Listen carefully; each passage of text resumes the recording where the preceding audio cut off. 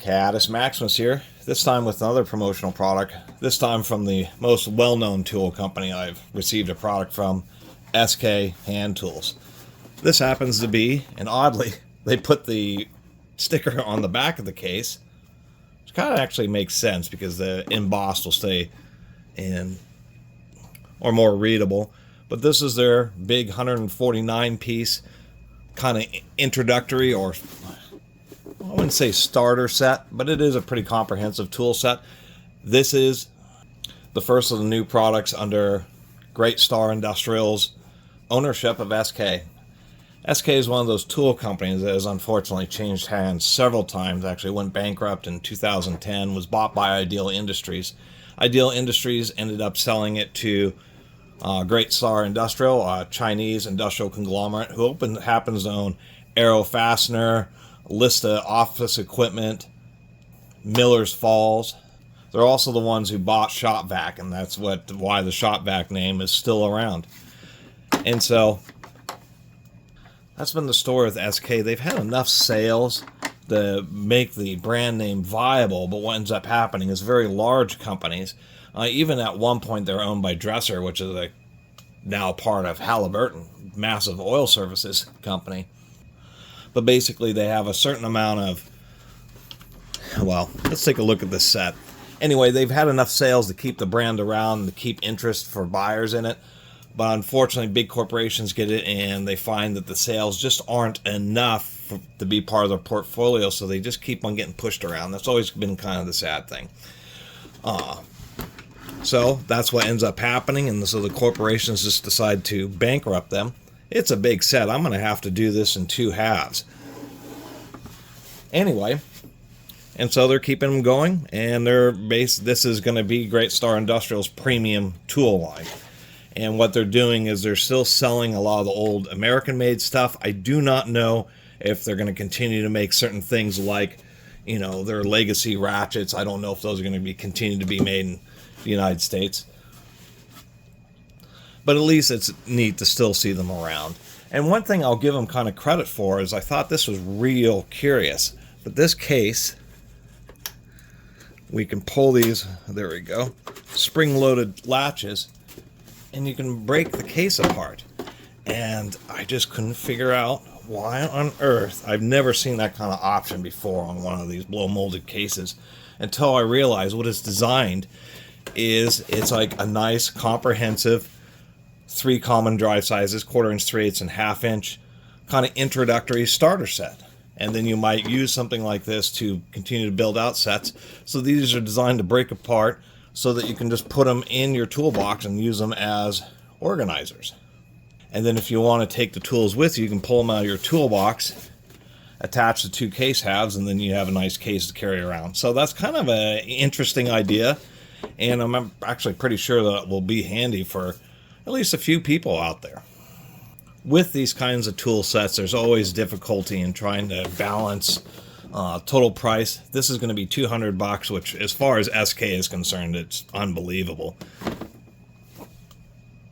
What is that, $1.33 or something, $1.25 on average per item in the case. Not really that bad of a deal. They do include a driver handle. I haven't seen one of these style before. This is actually pretty nice. I really like the overmolding. Well-rounded. I wish it was trilobular just so you had just a little bit better of a grip. Magnetically holds the bit, so they give you some bits. Anyway, it can be difficult to, wow, that's tight, determine how big of a set you want and what you want to include in it. There's just all these different ideas. They do include full sets of pretty nice looking chrome-plated hex keys, which I guess is going to be a pretty common item. And if you're going to include hex keys or hex sockets, it's probably better to include ball and hex keys. And they are continuing with their super chrome advertising, so a triple layer chrome plating, so it ought to hold up. We can see here that these are indeed S2 steel, so these hex keys ought to hold up pretty nice. Kind of like the little flip thing because it just makes it easier sometimes to get at the smaller ones. And another thing about at least SK's name continuing on is that they're still going to honor the warranty, and don't know exactly how easy it is to deal with it, but they do have a form and everything on their website, and they have an area for both legacy tools as well as anything that was newer and purchased from their website.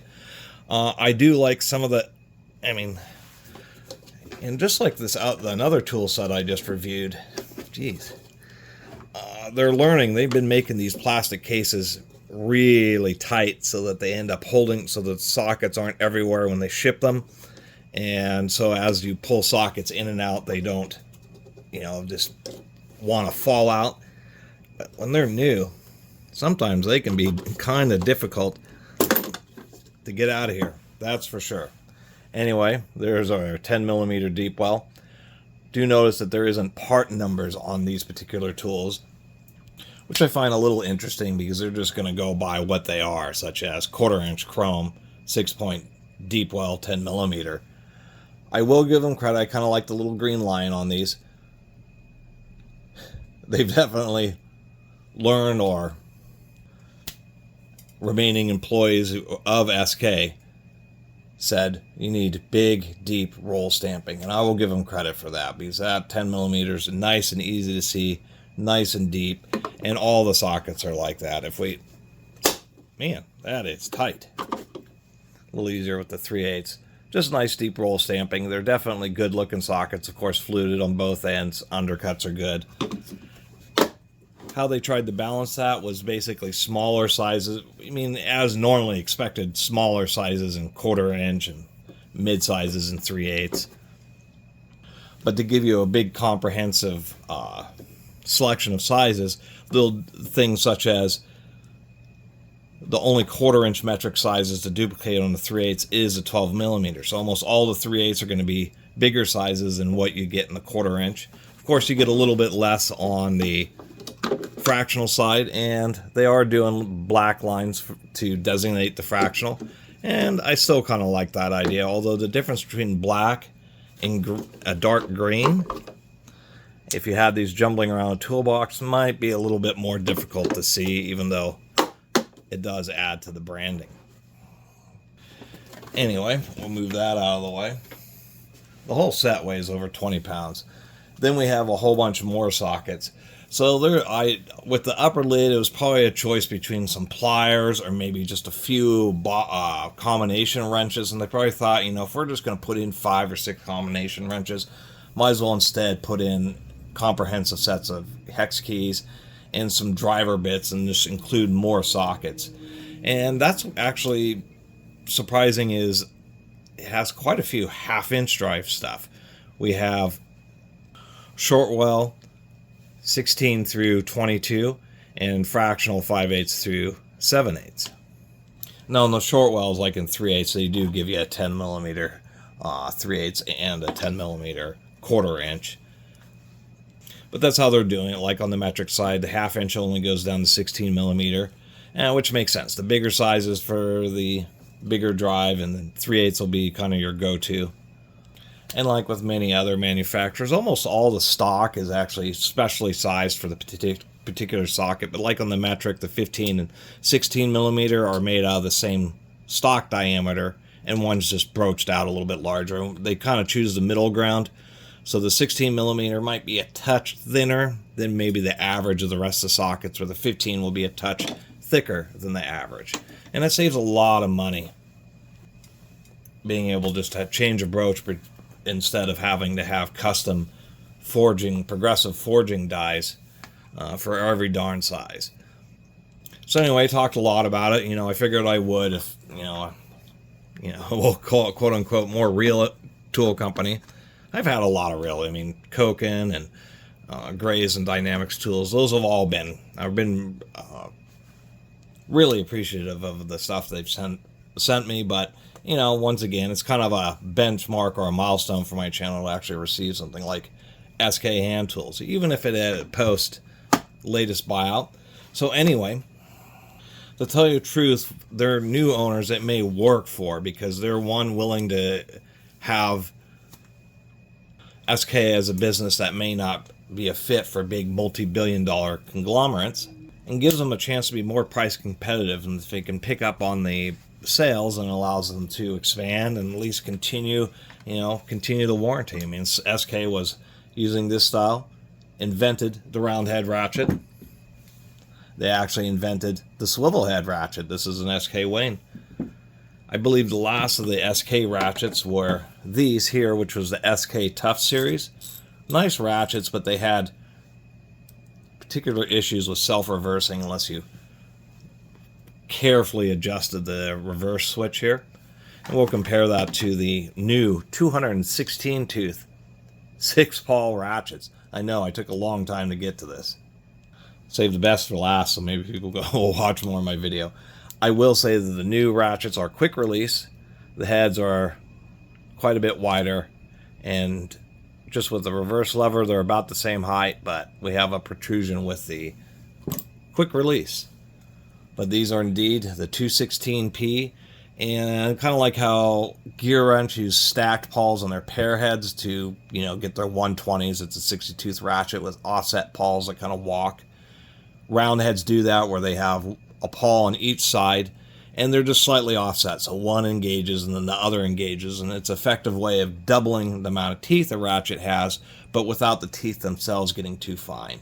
So what SK has done here is taken that to the next level and have 3 sets of pawls, all each slightly offset. So it's a 72 tooth ratchet with 3 offset sets of pawls. So when you're ratcheting,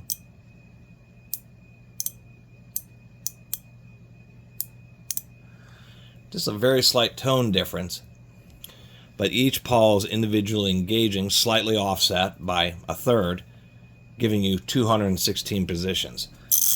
I will say that the anvils on these are reasonably tight.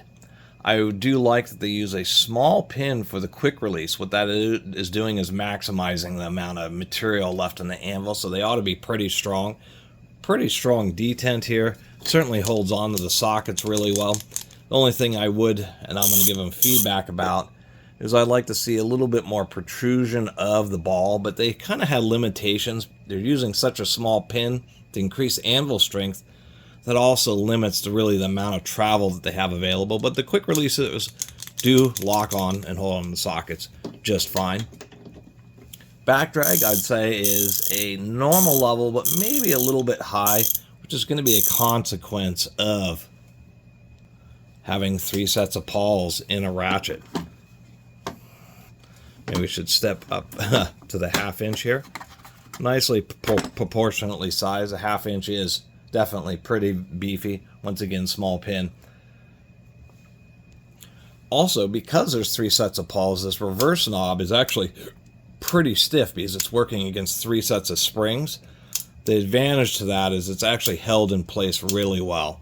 I fiddled with these a lot, and not even a hint of wanting to self-reverse. So at least they overcame that and made sure that that isn't an issue. Oh, I should mention that their X-frame ratcheting box wrenches use a similar system that these ratchets do, and I believe all those X-frames are actually still manufactured in the United States. These have a nice sound. Surprisingly enough, this 1/2 inch one is really pretty tight. I mean, there's good tolerances. We should even take a quick look inside here. It's actually, and they're held together with snap rings just right from the factory, which I do like to see. Let's see if I can't get this thing to fly out and blind me.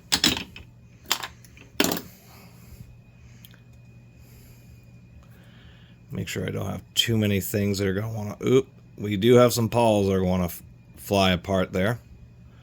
Do want to be careful disassembling these things, but did want to get a close look. So those springs, when it's reversing, is, well, the whole thing is held together via the quick release button has a spring under it. That's pressing on the reverse knob. So when you have quick release ratchets, only a very rare few can actually be disassembled. But that is working against these 3 sets of springs in here, and so that's why the reverse knob is so stiff. I do like seeing here that we have, appears to be 4 teeth on each pawl, so that's quite a bit of engagement. And because of the space constraints, interestingly, they run in these tracks, I guess to keep them steady and aligned.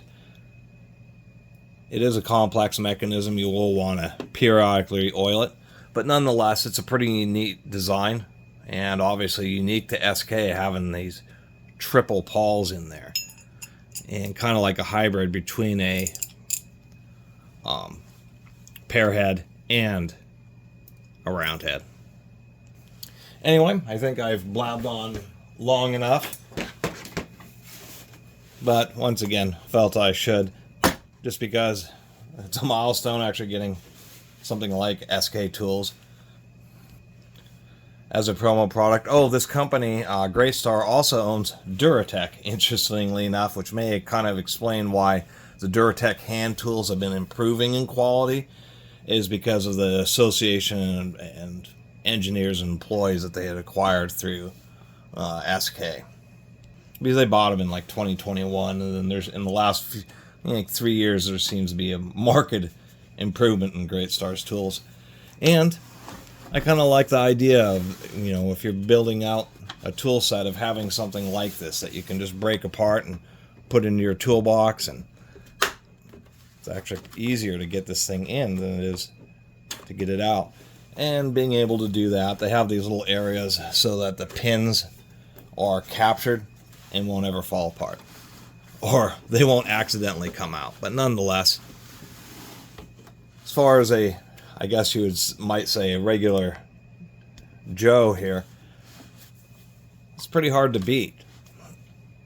A nice SK base toolkit that gives you, or base socketry set that gives you most of the socketry that you're going to need, and you just piecemeal in some nice ratchets. Other than that, you would just be piecemealing stuff. And as far as for a couple $100 for a car toolkit or something like that, or a service truck set, would be pretty cool. Anyway, thanks for watching. See you next time.